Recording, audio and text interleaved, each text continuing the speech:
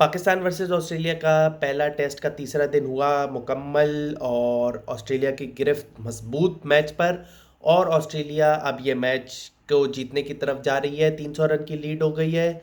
और 2 विकेटों के नुकसान पर उन लोगों ने 84 रन बना लिए हैं, जिसमें स्टीव स्मिथ और ख्वाजा खेल रहे हैं और सेट खेल रहे हैं। बेहतरीन पार्टनरशिप बनाई जब इनके 5 रन पे 2 आउट हो चुके थे, तो बहुत ही बेहतरीन पार्टनरशिप बनाई। स्मिथ बहुत ही कठिन पोजीशन पर आए थे, लेकिन स्मिथ ने बेहतरीन खेला, ख्वाजा का भरपूर साथ दिया। ख्वाजा थोड़ी सी शुरू में स्ट्रगल कर रहे थे, लेकिन अब बेहतरीन पोजीशन पर है।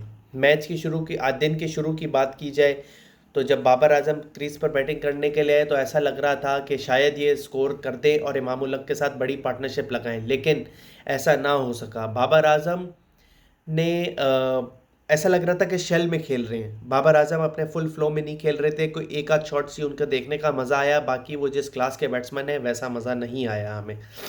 21 रन बनाए उनने, जिसमें 2 चौके उनने मारे। इसके बाद जब वो मिचेल मार्श की बॉलिंग पर कॉट बिहाइंड हुए तो सऊद शकील आए। सऊद शकील की बैटिंग में थोड़ा स्पार्क नज़र आ रहा था और देखने का भी मज़ा आ रहा था।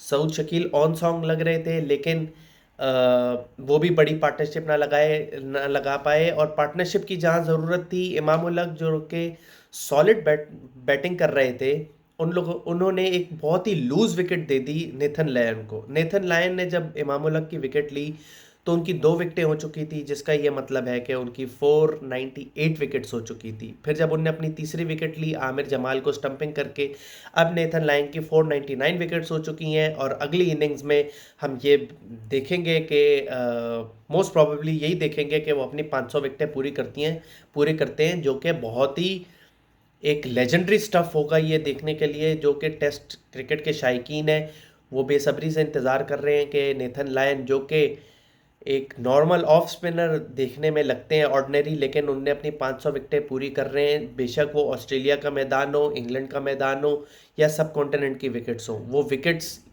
लेते रहते हैं और अपनी टीम को मैचेस जितवाते रहते हैं। याद रहे वो इंजरी से वापस आए थे और इस इनिंग में भी उनने 3 विकेटें हासिल करी। हम वापस आते हैं सऊद शकील। अगेन सऊद शकील को हेजलवुड ने बाउंसर पर आउट कर दिया। बहरहाल अच्छे लग रहे थे सऊद शकील को बड़ी पारी खेलनी चाहिए थी। सरफराज अहमद, क्या ही कहना। सरफराज अहमद तो आए और गए। सरफराज अहमद के बारे में कुछ ज़्यादा बोल नहीं सकते। टेक्स्ट बुक बोल्ड मारा मिचेल स्टार्क ने, जो कि हम उनका 100-200 दफ़ा ऐसा बोल्ड देख चुके हैं। और फिर लॉर्ड फ़हीम अशरफ भी आउट हो गए जल्दी।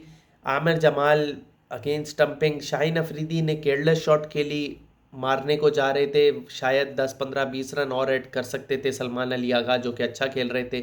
सलमान अली आगा 28 रन पर नॉट आउट रहे। लेकिन आखिरी बैट्समैन था, कुछ कह नहीं सकते। टेल एंडर्स होते हैं, उनका मारने का ही होता है, मारकर शायद वो रन कर लें।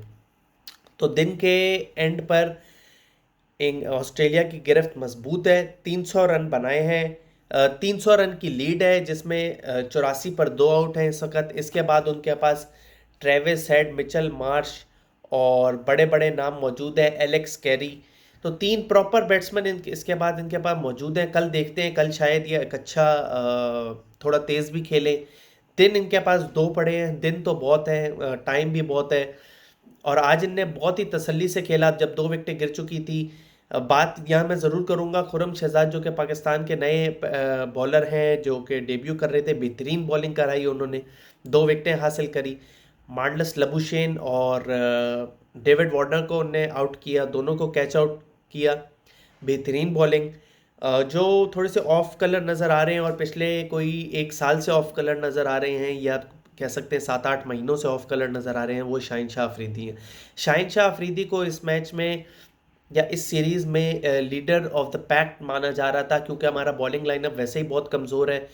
डेब्यूटेंट्स, हम 2-2 डेब्यूटेंट्स बॉलिंग में खिला रहे हैं और उन्हीं 2 डेब्यूटेंट्स ने इस में परफॉर्म किए। एक ने पहली इनिंग में 6 विकेटें ली, तो दूसरे ने भी गालिबन 2 या 3 विकेटें ली।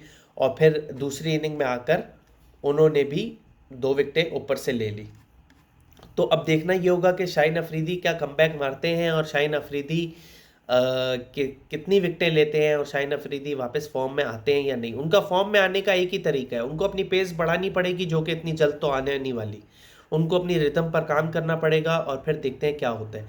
कमेंट सेक्शन में हमें ज़रूर बताएं कि ऑस्ट्रेलिया को कितने रन्स पर डिक्लेयर कर देना चाहिए मैच, और पाकिस्तान को क्या टारगेट देना चाहिए, या ऑस्ट्रेलिया को पूरी बारी खेलनी चाहिए, ऑल आउट हो जाएं और फिर जो टारगेट हो वो पाकिस्तान को दें, क्योंकि ऑस्ट्रेलिया के पास टाइम तो बहुत है और पाकिस्तान के पास अब बिल्कुल भी कोई चांस हमें तो नज़र नहीं आ रहा। जो क्रिकेट देखते हैं उनको तो अब यही महसूस हो रहा है कि पाकिस्तान ये मैच हार चुके हैं, कोई मिरेकल ही होगा। याद रहे, होने को कुछ भी हो सकता है, जीत सकती है पाकिस्तान, लेकिन वो एक फिर बहुत बड़ा मिरेकल साबित होगा कि पाकिस्तान ये टेस्ट मैच अगर जीत जाए।